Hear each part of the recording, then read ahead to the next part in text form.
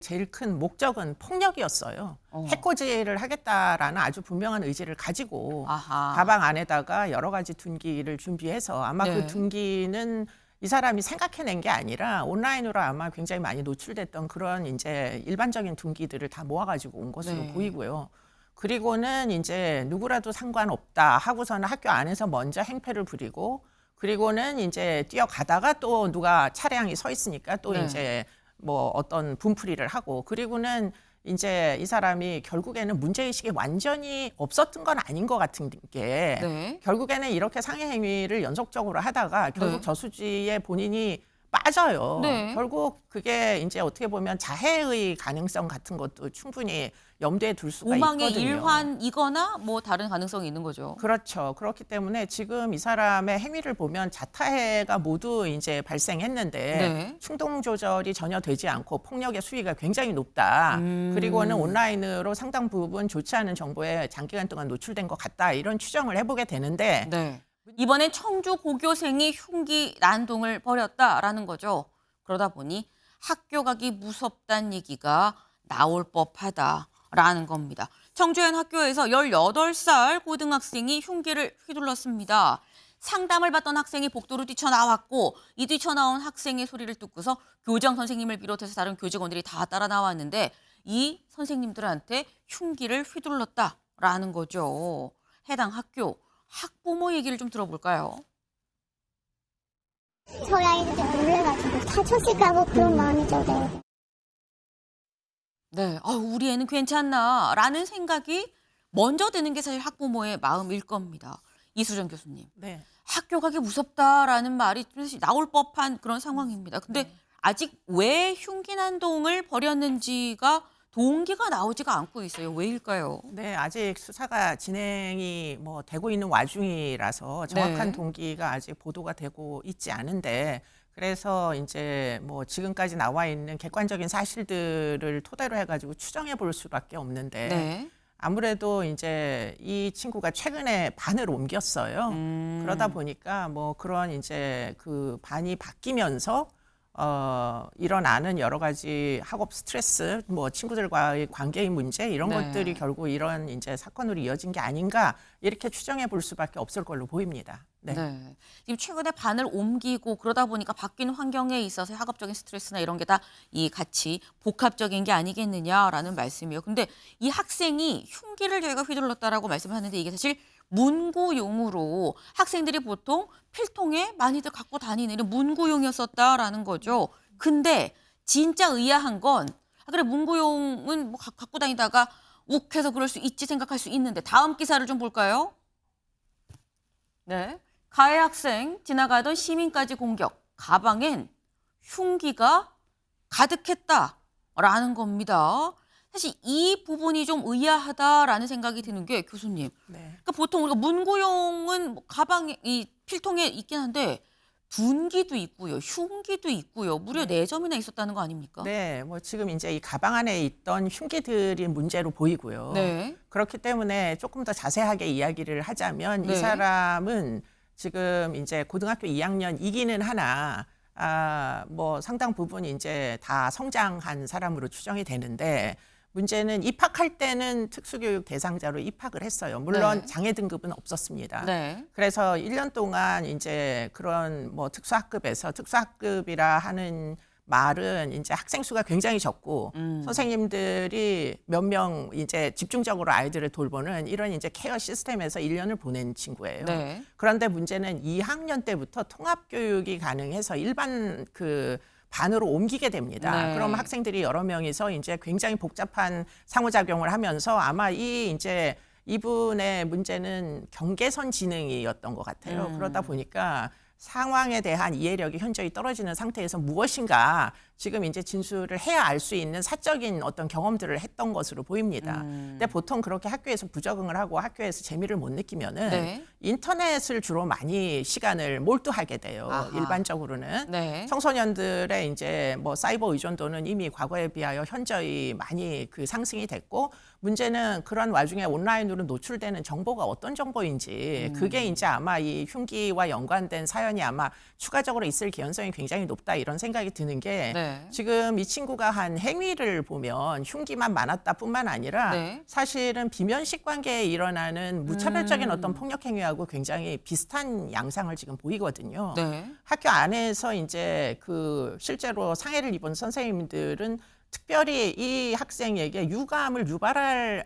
만한 그런 관계에 있지 않는 사람들입니다. 뭐 네. 행정실 직원 이런 사람들이 이제 지금 상처를 입게 된 거고요. 네. 그리고는 이제 그 이 사람이 학교에서 지금 그 흉기를 가지고 밖으로 뛰쳐나와요. 네. 그리고는 나머지 두 사람은 행인입니다. 한 사람은 차량에 타고 있던 아까 말씀하신 것처럼 운전을 하고 있던 아이들과 운전하고 있던 그 운전자였는데 유리창을 열고 문을 열고서는 지금 상해를 유발한 거고요. 네. 그러니까 그런 과정이 상당 부분 무차별적인 이제 상해를 입힌 것으로 보인다. 이런 형태의 범죄가 최근에 언론의 보도도 많이 되고 인터넷에 보면 그런 류의 이제 뭐 여러 가지 그 범행과 연관된 온라인 뭐 영상물들이 굉장히 많이 올라와 있습니다. 그게 아마 이 사람의 학교 부적응 대신 이제 이 사람의 일상에서 시간을 보내는 많은 정보들, 노출되는 정보들에서 그런 이제 잔혹물들이 차지하는 비중이 어느 정도 있었는지 이런 것들에 대해서 아마 수사를 추가적으로 해야 될 걸로 보입니다. 네. 그 지금 말씀처럼 일단 학생이 상담을 받던 중에 뛰쳐나왔다라는 거죠. 상담을 받으러 갔었다라는 이 얘기인즉슨 학생이 뭔가 본인 어떤 고민이든 뭔가 문제가 있었고 그게 뭐 이 학교의 적응 부적응이든 뭐든지 간에 문제가 있었던 아이로 추측이 되는데 그러다 보니까 뭔가 인터넷을 보고 이런 데서 접한 그런 거를 직접 실행으로 옮길 생각을 했었던 게 아니겠느냐. 그러다 보니까 흉기도 둔기도 갖고 있었던 게 아니겠느냐. 지금 그 말씀을 하신 거예요. 요걸 좀 보겠습니다. 사건 개요예요. 어제 사건이 벌어진 게 오전 8시 33분입니다. 그런데 상담을 받던 학생이 소란을 부렸죠. 그리고 복도로 뛰쳐나서 이걸 제지하던 교장 선생님과 교직원 등등한테 흉기 난동을 부렸고요. 그리고 일부는 뭐 이런 어떤 폭력적인 이런 상황도 있었다라는 겁니다. 그리고 운동장을 지나서 아까 저희도 봤죠. 막 뛰어서 도로를 이 횡단해서 건너는 거 밖으로 도주했다라는 겁니다. 그리고 3분 만에 신고가 접수가 돼서 이 신고가 접수가 출동을 했는데 가해 학생이 도로에서 여기서 이미 벌써 행인 한 명을 밀칩니다. 밖으로 뛰쳐나와서 3분 만에 행인 한 명을 밀치고 그리고 그 직후에 37분에 인근 도로에서 차량 운전자한테 창문을 똑똑똑 두들기고 창문을 열어주세요라는 취지로 똑똑똑 두들기로 차량 운전자한테 얘기를 하고 이 창문을 내렸더니 가해를 했다라는 거예요. 그리고 그 바로 1분 뒤에 직후에 인근 유치원 앞에서도 또 소란이 있었고요. 최종 저수지 앞으로 가서 저수지에 풍덩 본인이 또 이 몸을 던집니다. 빠져요, 일부러. 그리고 이런 학생을 구조해서 체포하는 데까지 걸린 시간이 15분입니다. 굉장히 순식간에 일이 벌어졌다라는 생각이 드는데 지금 여기 제가 이 가만히 서 있는 차를 창문을 똑똑 두들겨서 창문을 내리라고 그러고 위해를 가하고 도망갔다 말씀드렸죠. 그 시민의 목소리를 잠깐 들어보고 오실까요? 고등학생 한 명 이렇게 오는 거야 앞쪽으로 뒷자리석을 이렇게 톡톡 치는 거예요. 그래가지고 왜 치지? 그래서 제가 창문을 열었더니 갑자기 저를 명안히 한 1, 2초 보더니 이것도 애들도 보여야 되니까 이거 어떡하지 하고 오면서 엄청 놀랐어요. 네. 아이들을 등원시키던 아빠였습니다. 뒷좌석엔 아이들 둘이 타고 있었어요. 그런데 옆에 와서 한 학생이 똑똑똑 두들기길래 왜 그러지 하고 내렸는데 갑자기 한 1, 2초 쳐다보더니 흉기로 위협을 하고 이 상해를 가했죠. 상해를 가하고 도망갔다라는 거예요. 근데 교수님 이게 사실 이 부분도 좀 의아한 부분인 게 아니 도망가다 말고 막 뛰어서 막 멀리 가야 되는 건데 가다 말고 서 있는 차를 굳이 창문을 두들겨서 일면식도 없는데 왜 그랬냐는 거죠.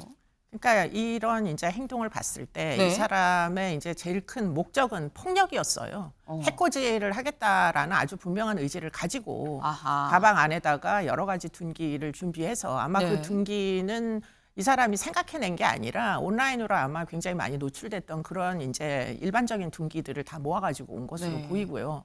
그리고는 이제 누구라도 상관없다 하고서는 학교 안에서 먼저 행패를 부리고 그리고는 이제 뛰어가다가 또 누가 차량이 서 있으니까 또 네. 이제 뭐 어떤 분풀이를 하고 그리고는 이제 이 사람이 결국에는 문제의식이 완전히 없었던 건 아닌 것 같은 게 네. 결국에는 이렇게 상해 행위를 연속적으로 하다가 결국 네. 저수지에 본인이 빠져요. 네. 결국 그게 이제 어떻게 보면 자해의 가능성 같은 것도 충분히 염두에 둘 수가 오망의 있거든요. 일환이거나 뭐 다른 가능성이 있는 거죠. 그렇죠. 그렇기 때문에 지금 이 사람의 행위를 보면 자타해가 모두 이제 발생했는데 네. 충동 조절이 전혀 되지 않고 폭력의 수위가 굉장히 높다. 그리고는 온라인으로 상당 부분 좋지 않은 정보에 장기간 동안 노출된 것 같다. 이런 추정을 해보게 되는데 네. 문제는 그런 이제 경계선 지능인 학생이잖아요. 네. 학생이 만약에 학교에 있다고 하면 그러면은 사실은 지금 이 사람이 특수교육을 받고 있던 사람이니까 아마도 가까이 있었던 사람들, 선생님이나 동료들은 무엇인가 좀 이상하다. 왜냐하면 잠깐 통합반으로 왔을 때도 아이들이 이 친구와 잘 지내지 못했기 때문에 저런 일이 벌어진 거잖아요. 그러니까 이제 그런 것들이 미리 좀 감지가 되고 관리를 할 수 있는 여지가 있었으면은 이렇게까지 진행이 안 됐을 텐데 하는 생각을 한편으로 해볼 수 있고요. 뭐 한 행위를 보면 품행장애 더하기 아마도 지금 눈이 멍했다 이렇게 얘기하는데 그런 것들은 아마 약물이 필요한 상황이 아니었겠는가 하는 거를 추정하게 되는데 만약에 그러면 학교 안에서 이미 폭력의 전조가 보였다면 그러면 이 사람을 뭐 정신과 소아정신과에라도 보내가지고 약물을 좀 복용하게 했었으면은 이렇게 이제 액팅아웃 되는 그런 현상이 좀 줄지 않았을까 하는 아쉬움이 있는 거죠. 네. 그러니까 뭔가 학교 차원에서 예의주시를 했었더라면 이런 더 큰 사고로 이어지지 않지 않았겠느냐 뭐 이런 말씀을 지금 하신 거예요. 물론 이게 그게 뭐 특수 교육받는 학생만 그런 거 일반 학생도 그렇지라고 말씀하실 수 있습니다. 맞아요. 근데 그렇기 때문에 사실 또 어떤 우려가 있냐면 다음 기사를 좀 볼까요? 네. 특수교육 학생 전체에 대한 낙인은 안 된다. 교원 안전보장, 재발방지책이 좀 시급하다라는 목소리도 나온다라는 겁니다. 사실 교수님, 이게 지금 뭐 이 학생이 정말 특수교육 학생이어서 그런 거다라고 인과관계가 나타난 건 전혀 없는 상태거든요. 맞습니다. 전혀 없기 때문에 또 내 아이가 특수교육받는 학생이라고 하면 괜히 인과관계가 명확하게 나온 게 아닌데 우리 애 낙인 찍혀서 오히려 학교 생활 못하면 어떻게라는 우려를 학부모들은 또 하실 수도 있어요. 예, 맞는 말씀이에요. 지금 특수교육 대상 학생들 전체가 위험한 게 절대 아닙니다. 네. 그런데 가끔 관리가 되지 않은 폭력성의 징후를 보이는 사람들이 있어요. 특히 이제 뭐 등급이 굉장히 낮은 사람들은 그러지 않는데 문제는 이제 경계선에 있거나 뭐 상급 정도를 받은 사람 중에 폭력적인 행위를 과거에도 했었고 현재도 판단 능력에 약간의 이제 어떤 미비점 때문에 지속적으로 한다면 그 부분에 대해서는 틀림없이 약물 처방 등 관리가 필요합니다. 그런데 그렇게 상세하게 전문가들이 이 학생들을 들여다보려면 일단은 특수교육 현장이 네. 전문적인 선생님이 있어야 되고요. 특수교육을 전공한 전담 교사가 있어야 되고요. 그리고는 그 교사가 바라볼 수 있는 관리해야 되는 대상 학생이 뭐 많아봤자 5명, 6명? 네. 그런데 이 지금 학교는 특수반이 2반이나 있어요. 그러면 네. 한 반에서 뭐 학교에 오는 동안의 시간을 계속 관리를 한다 치면 네. 다른 반은 그 선생님에 의해서 관리되기가 어렵겠죠. 그러면 과연 이 학교에 이렇게 전공을 한 특수교사가 2명이 있었느냐 이것도 한번 확인해 봐야 될 거고요. 그리고는 지금 10명이 넘으면은 누군가가 10명 중에 한두 명이 액팅아웃을 하고 폭력적인 행위를 한다. 그럼 사실 관리가 어려워요. 그렇기 때문에 나머지 아이들은 다시 또 피해자가 되는 겁니다. 그 학생에 의해서. 어쩌면 그 전에 1학년 때 얘가 너무 좀 목소리가 강해가지고 그래서 일반 반으로 전 반을 시킨 아이이면 어떡하느냐. 다른 아이들하고 통합교육을 하는 이유는 이 아이가 좀 목소리가 강하고 고집이 강하고 이걸 아이들이 관리할 수는 없는 거거든요. 그렇기 때문에 또 다른 위험에 노출되도록 만들어서 이 학생이 그 인간관계에서 친구들과의 관계에서 또 다른 피해의식 때문에 이렇게 액팅아웃을 하게 된 거 아니냐. 이런 것들도 사실 따져봐야 되는 거거든요. 네. 뭐 이 친구의 행동이 사실 비난받아 마땅한 행동을 하기는 했어요. 근데 지금 그 이유를 제대로 판명을 하지 못하면 네. 지금 아까 말씀하신 대로 전국의 특수학교에 있는 학생들이 낙인이 찍힐 위험성도 있는 데다가 네. 문제는 이런 이제 액팅아웃을 하는 극소수 위험한 학생들을 관리를 못해서 비슷한 문제가 또 발생할지도 모르는, 그래서 전체 학교가 다 위험하다는 인식을 일반 학부모들에게 다 주게 되는 이런 부작용이 충분히 있을 수가 있어요. 그렇기 때문에 지금 이제 간혹 일어나는 학교에서의 폭력 상황에 대해서 지금은 대응 시스템이 없어요. 제가 볼 때는. 그런데 그 시스템을 뭐 학생의 폭력, 교사의 폭력, 또 학부형들도 폭력적인 사람들이 가끔 있거든요. 그런 이제 폭력을 관리하는 시스템을 구축하는 게 이번 참에 꼭 필요하다, 이런 생각이 듭니다. 네.